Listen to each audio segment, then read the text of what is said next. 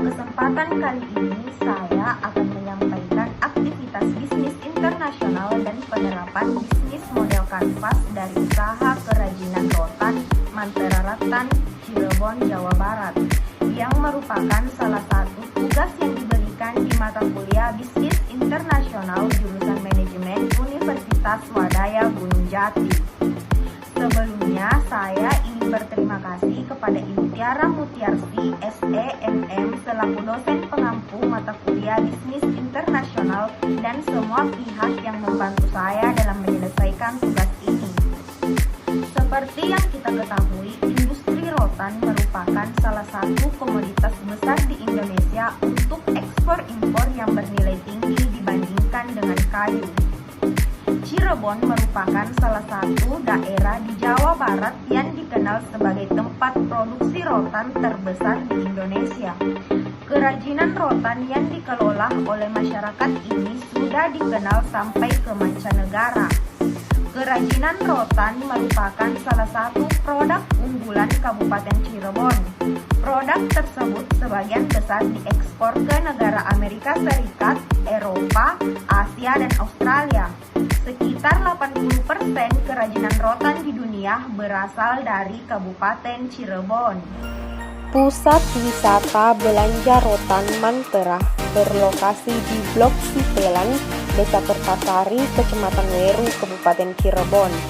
Mantera menyediakan berbagai kerajinan rotan yang tidak hanya dibutuhkan untuk kegiatan ekspor, tetapi juga untuk menghadapi wisatawan khususnya di Jawa Barat dan di Indonesia pada umumnya.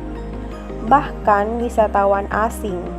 Mantera menyusun konsep destinasi wisata belanja yang akan terus berinovasi mengembangkan produk lokal yang menawarkan berbagai produk rotan maupun produk kolaborasi. Selain itu, Mantera juga dapat dijadikan sebagai wisata edukasi belajar menganyam rotan. Konsep Mantera ini menghadirkan tampilan yang berbeda yang akan mengubah mindset bahwa rotan itu kumuh dan bisa dinikmati oleh masyarakat lokal maupun asing. Berdasarkan uraian tersebut, dapat diketahui bahwa Mantera Rattan dihadirkan karena adanya hal yang ingin dicapai, seperti ingin melestarikan kerajinan rotan dan ingin menjadikan rotan sebagai destinasi wisata belanja untuk masyarakat Jawa Barat, Indonesia, dan luar negeri, agar kerajinan rotan tetap eksis dan memiliki tempat tersendiri di hati masyarakat. Yang menjadi pertanyaan sekarang adalah bagaimana Mantera Rattan menyusun kerangka strategi, manajemen, dan sistem kerja bisnisnya agar pencapaiannya dapat efektif. Berdasarkan hal tersebut, saya tertarik untuk melakukan analisis tentang bagaimana sih aktivitas bisnis internasional di Mantera Rattan dan bagaimana penerapan bisnis model kanvas di kerajinan tersebut. Profil bisnis Mantera Rattan. Pertama, sejarah pendirian perusahaan. Mantera di bawah CV Yumaju merupakan perusahaan yang didirikan oleh generasi keempat dan bisnis keluarga yang sudah berkecimpung lama sejak tahun 1920. Fokus perusahaan ini adalah melayani per project domestik dan retail yang kian berkembang dari tahun ke tahun. Secara resmi, CV Yumaju berdiri pada tahun 2017 dengan keterbatasan yang ada, lalu berkembang menjadi toko retail dan menjadi destinasi belanja rotan terupdate di Cirebon dengan nama Mantera. Yang kedua yaitu visi dan misi. Cirebon pada saat ini dengan berbagai destinasi wisata tradisional seperti wisata kuliner, batik tradisional, dengan sejarah yang panjang mengenai kota asal rotan di Indonesia, menjadikan kota Cirebon menjadi pusat produksi rotan terbesar di Indonesia dengan sasaran konsumen ekspor. Hal ini membuat perkembangan semakin pesat dengan kompetisi produk yang menghasilkan kualitas terbaik. Perkembangan rotan mengalami banyak fase di Indonesia. Dengan dasar tersebut, Mantera membuat inovasi perkembangan rotan dengan bahan sintesis yang sangat berkualitas, namun tidak mengurangi estetika bahan yang sangat mirip dengan rotan natural.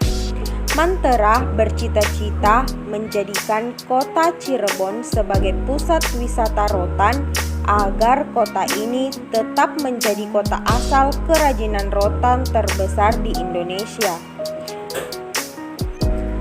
Adapun visi dan misi dari Mantera adalah visi menjadi perusahaan yang terus tumbuh dengan keunggulan produk dan berintegritas dalam bidangnya, serta memiliki tanggung jawab sosial bagi lingkungan tersebut. Misi bersinergi dalam membangun kesejahteraan bersama bagi semua pihak yang berkepentingan. Yang ketiga yaitu kinerja perusahaan. Mantera melakukan kegiatan ekspor mulai dari tahun 1988 hingga sekarang dengan tujuan ekspor kurang lebih ke 40 negara di dunia. Mantera juga pernah menyuplai produk ke IKEA seluruh dunia selama 12 tahun hingga akhirnya berhenti. IKEA itu sendiri merupakan sebuah paritek perabot rumah tangga dari Swedia yang diketahui pada tahun 2004 IKEA telah memiliki 364 toko yang tersebar di 46 negara di berbagai belahan dunia. Hal kedua yang akan dibahas yaitu penerapan aktivitas bisnis internasional yang dilaksanakan di usaha kerajinan rotan Mantera Ratan Cirebon, Jawa Barat. Aktivitas bisnis yang dilaksanakan di usaha tersebut yaitu kegiatan ekspor. Kegiatan ekspor itu sendiri berarti menjual produk ke dalam negeri ke luar negeri. Setelah pihak Mantera mendapat orderan, maka dibuatkanlah LC. LC atau Letter of Credit adalah instrumen yang diterbitkan oleh Issuing Bank yang berkedudukan di luar negeri atas permintaan aplikan yang berisi janji bank untuk membayar sejumlah uang kepada beneficiary. Apabila Issuing Bank menerima dokumen yang sesuai dengan syarat dan kondisi LC. Adapun proses transaksi dan pembayaran yang biasa dilakukan oleh Bapak Haji Solihin selaku pemilik Mantera Ratan yaitu dengan menggunakan cara FOB dan CNF. Free on board atau FOB merupakan salah satu skema internasional yang mengatur hak dan kewajiban antara eksportir dan pembeli dalam melakukan kegiatan jual beli internasional dengan menggunakan sarana angkutan laut. Konsep dasar dari pelaksanaan FOB yaitu eksportir memiliki kewajiban untuk menyerahkan barang sampai di atas kapal, menyiapkan izin ekspor, menyiapkan biaya pajak, dan membuat clean on board receipt.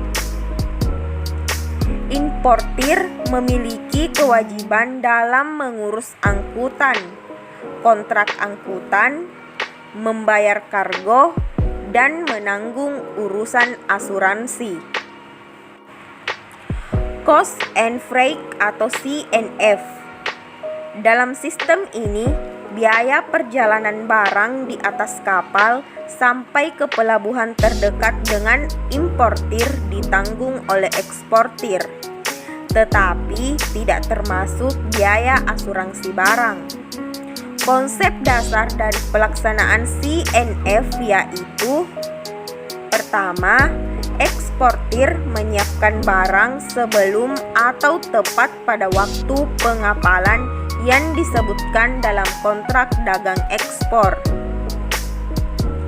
kedua, mengontrak perusahaan pelayaran untuk menyediakan ruang kapal tepat waktu dan dijanjikan serta pelabuhan tujuan yang dimaksud dalam kontrak dagang ekspor. Ketiga, eksportir membayar ongkos angkut dari pelabuhan tujuan yang diinginkan pembeli. Keempat, penyerahan barang di atas kapal yang dikontrak sendiri oleh eksportir. Syarat perdagangan CNF dapat ditawarkan oleh eksportir kepada pembeli bila perusahaan pelayaran nasional cukup kompetitif. Hal ketiga yang akan kita bahas yaitu penerapan bisnis model kanvas dari Mantra Rattan. Yang pertama yaitu value proposition. Value proposition merupakan nilai jual produk atau jasa sehingga konsumen memilih perusahaan kita dibandingkan perusahaan yang lain. Value proposition sangat penting untuk diketahui agar bisnis yang kita jalankan dapat benar-benar memenuhi kebutuhan konsumen dan menjadi solusi dari permasalahan konsumen. Mantra Rattan menghadirkan produk kerajinan rotan kualitas premium dan lolos berbagai tahapan hasil pengujian. Melakukan riset dan uji coba kerajinan dengan kurun waktu kurang lebih 6 bulan untuk mengetes ketahanan dan keamanan produk sebelum dipasarkan. Menghadirkan rotan sintesis dengan kualitas premium yang sangat mirip dengan rotan asli untuk produk outdoor. Dan Mantra senantiasa menciptakan produk yang up to date. Bahkan di tengah pandemi COVID-19, Mantra menyusun strategi sendiri untuk tetap bertahan, yaitu dengan mempertahankan keunggulan produknya. Desain dan material yang telah dikenal oleh banyak orang memudahkan Mantra Rattan untuk terus berhubungan dengan konsumennya. Kemudian melakukan cloud ecosystem untuk menekan efisiensi. Misalkan ketika permintaan barang belum terkirim, Mantra menyewa tempat penampungan sementara dengan sistem patungan dengan pebisnis yang lain. Selain itu, Mantra menyediakan ekspedisi tracking yang lebih murah untuk konsumennya. Yang kedua yaitu customer segment. Customer segment berkaitan erat dengan value proposition. Target konsumen bisa dibagi menjadi berbagai segmen sesuai dengan usia, gender, hobi, maupun tingkat konsumerisme. Mantra menargetkan pasar domestik dan ekspor. Di dalam negeri, furniture Mantra banyak digunakan di hotel-hotel, kafe, maupun outdoor seperti di Bali. Sedangkan di pasar luar negeri, Mantra telah melakukan kegiatan ekspor di lebih 40 negara. Mantra mampu masuk ke pasar retail dan menggali proyek-proyek di negara-negara kecil seperti furniture di hotel maupun outdoor. Bukan hanya itu, Mantra juga pernah menyuplai produk ke IKEA selama 12 tahun hingga akhirnya memutuskan untuk berhenti. Yang ketiga yaitu customer relationship dan channel. Dari customer relationship, kita dapat mengetahui cara yang paling efektif untuk berinteraksi dengan konsumen maupun calon konsumen. Setelah melakukan pendekatan dengan konsumen, kita membutuhkan channel untuk benar-benar menemui dan berbicara dengan mereka.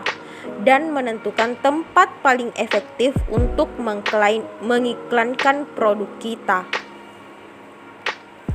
Mantra Rattan membangun hubungan dengan konsumennya dengan senantiasa menghubungi konsumen yang pernah mengambil produk di Mantra dan memberikan kemudahan dalam proses pengambilan barangnya. Mantra juga memberlakukan sistem reseller dan mitra-mitra online sehingga menekan biaya. Mantra melakukan kolaborasi, misalkan dengan akademisi, industri pariwisata, desainer, bahkan dengan selebgram agar produk Mantra tetap bisa dilihat di seluruh dunia. Dengan melakukan hal ini, di masa pandemi pun Mantra dapat mengalami pertumbuhan sekitar 7% di tahun 2020. Selanjutnya yaitu key activities. Key activities merupakan aktivitas bisnis yang dijalankan sehari-hari agar dapat mencapai value proposition. Aktivitas bisnis yang dilakukan oleh Mantra yaitu melakukan kegiatan produksi kerajinan rotan, baik itu dari rotan sintesis maupun rotan asli. Kerajinan yang diproduksi berupa home decor, furniture, fashion, dan handicraft.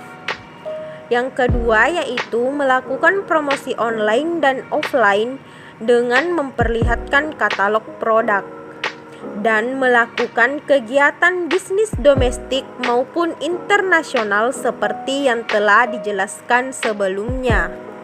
Selanjutnya yaitu key resources dan cost structure.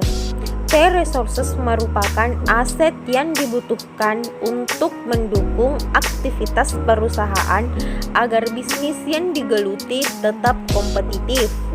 Sedangkan cost structure merupakan skema finansial yang membiayai operasional perusahaan.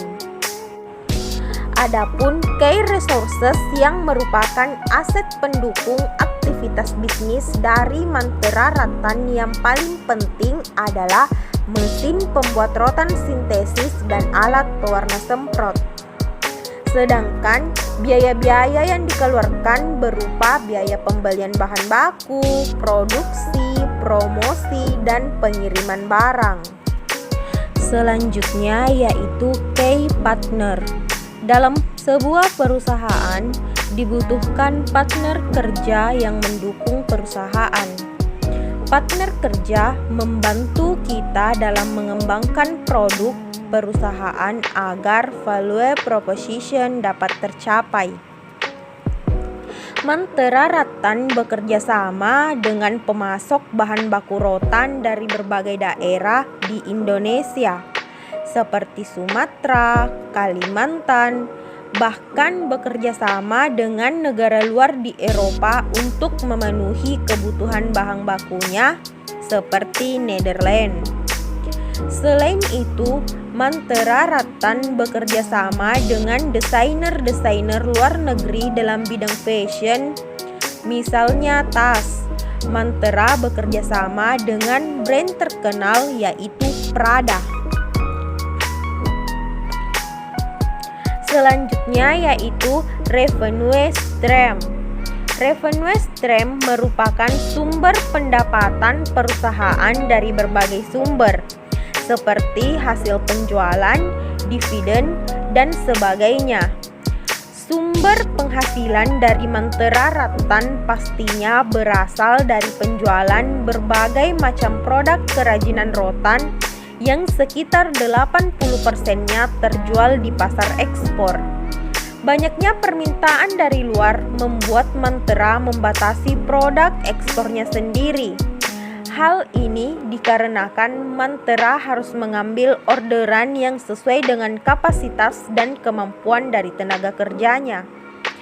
Seperti yang telah dijelaskan sebelumnya, Mantra tidak hanya melakukan penjualan keluar saja, tetapi masih melakukan pasar domestik seperti ke Bali dan daerah-daerah lainnya.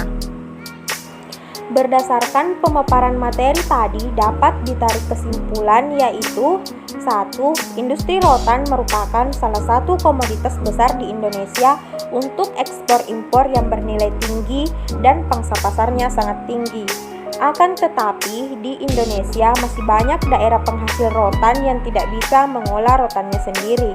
Dengan ini diperlukan sinergi dengan pembuat kebijakan, dalam hal ini pemerintah, untuk mendorong pertumbuhan pelaku industri rotan. Yang kedua, rotan yang jarang digunakan oleh masyarakat Indonesia ternyata memiliki nilai jual yang sangat tinggi di pasar ekspor. Bahkan permintaan rotan dari luar negeri sangat besar, hingga tak jarang tidak mampu dipenuhi oleh pelaku industri rotan itu sendiri. Yang terakhir, aktivitas bisnis yang dilaksanakan di usaha kerajinan rotan Mantera Ratan Cirebon, Jawa Barat, yaitu kegiatan ekspor. Adapun proses transaksi dan pembayaran yang biasa dilakukan oleh pemilik Mantera Ratan yaitu dengan menggunakan cara FOB dan CNF. Itulah tadi penjelasan dari 3 pokok bahasan yang saya angkat dalam tugas ini. Lebih dan kurangnya mohon dimaafkan. Wassalamualaikum warahmatullahi wabarakatuh.